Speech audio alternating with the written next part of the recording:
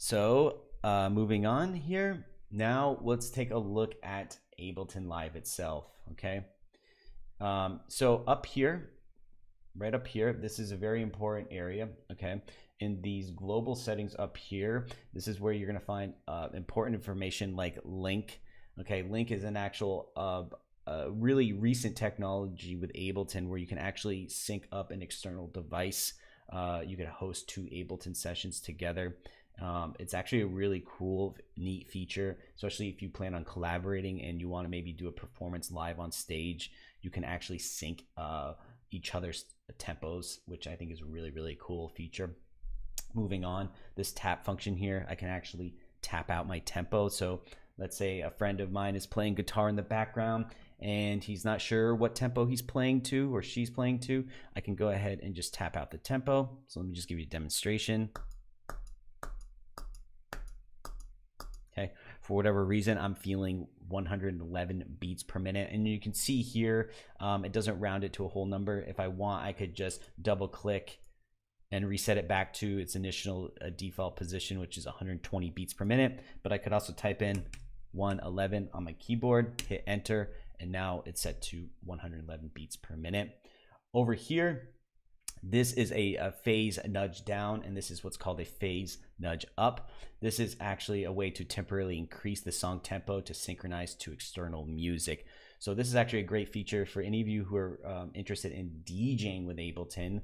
Maybe you're working with a friend who is on vinyl turntables and you want to maybe sync your tracks up. You could use this temporary nudge function to create mixes together live on stage. And it's a fun way to actually hear your music kind of slow down and speed up in real time as well. Over here, we have the available time signature, which you can change. Maybe if I wanted to set this to 3/4 or 6/8, you could do that with the available time signature. Right now it's currently set to 4/4. And then next to that we have our metronome, our click track. Okay, so as soon as I click on it, it will start. I can also hit spacebar to stop it. And inside here you have a bunch of different preferences. Like earlier I mentioned the count in 1 bar. You can change the sounds here. You have a rhythmic section. You can change in rhythmic divisions, and you can also enable while recording as well. Next to that, 1 bar. Okay, this is definitely more for, or this is the quantization menu for global launching. If I want to launch the clips, and I'll be, like I said, I'll be giving demonstrations of this a little bit later. So if any of this is confusing to you so far, don't worry, especially if you're brand new to this, when it was confusing to me at first as well. But as we move forward, I'll be giving demonstrations to exactly what these things can do here. And yeah, so anyways, moving on. Over here we have the follow action. If activated, the display will scroll during playback to keep the current song position visible. Okay, over here, this is the arrangement position, showing us exactly where we are in the arrangement. Okay, in a moment here, I'll be explaining the differences between the session view and the arrangement view, so that will make more sense, I promise. Over here, this is our play head, this is our play button. So if you want to actually play something, this is where you would play it. And then right here, this is the stop button, click stop to play back. And then right next to that is the arrangement record button. Right here next to this is the MIDI arrangement overdub. Okay, so if you wanted to record one segment and then you want to record again, but you want to record something on top of it, this is where that happens, and this is the MIDI arrangement overdub.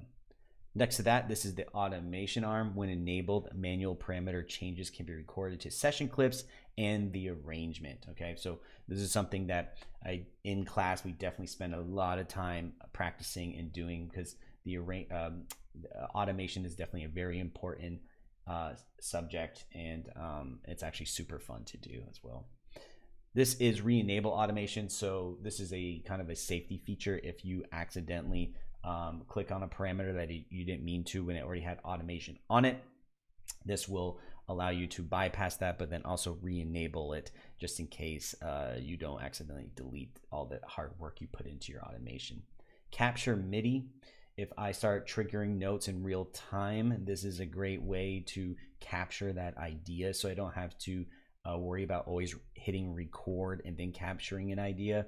This Think of it almost as Ableton will listen to the last MIDI performance that you've put together, and if you wanted to recall that information, you could click on the capture MIDI and that will show up. Really awesome feature in my opinion.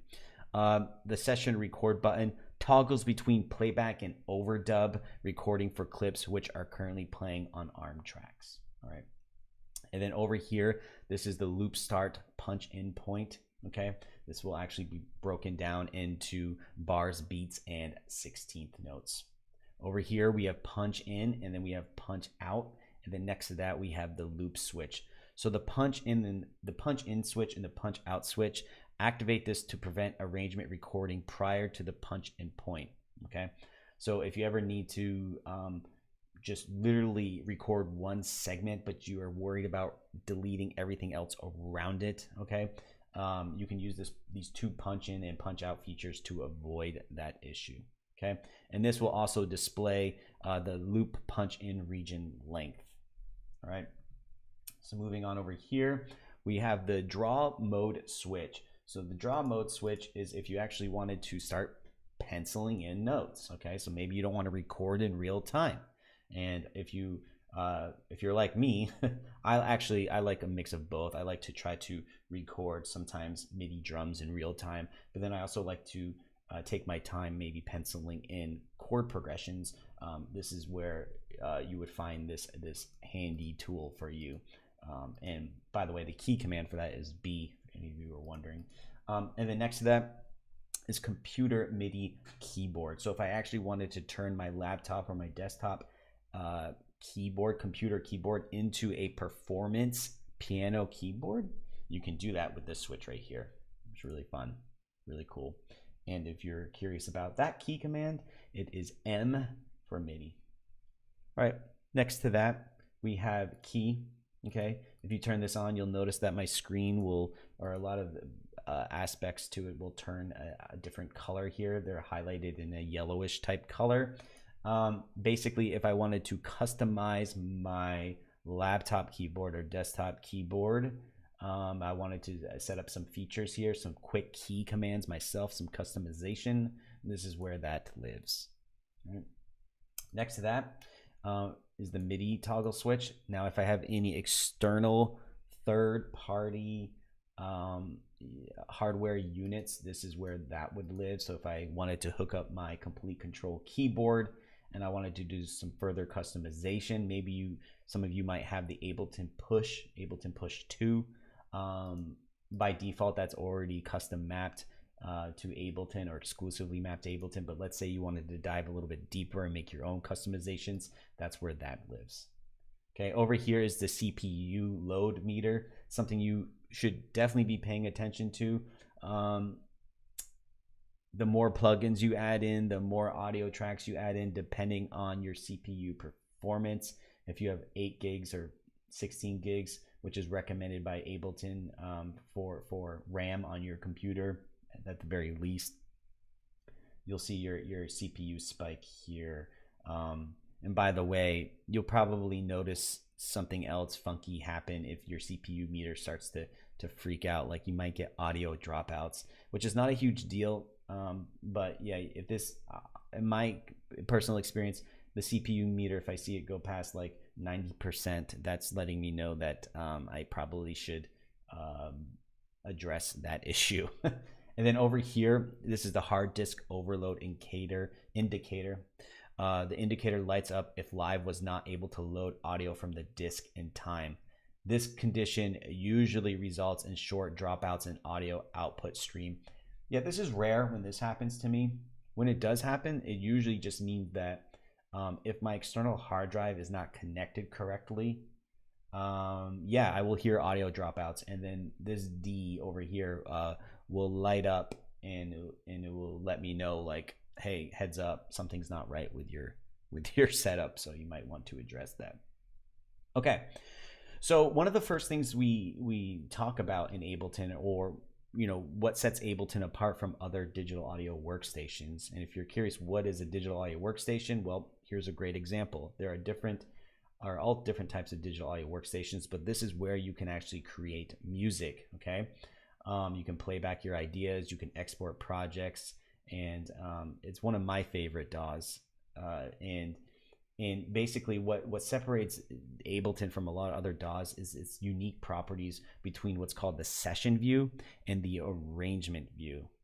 All right, so right now, currently, what you're looking at in this area here is called the session view.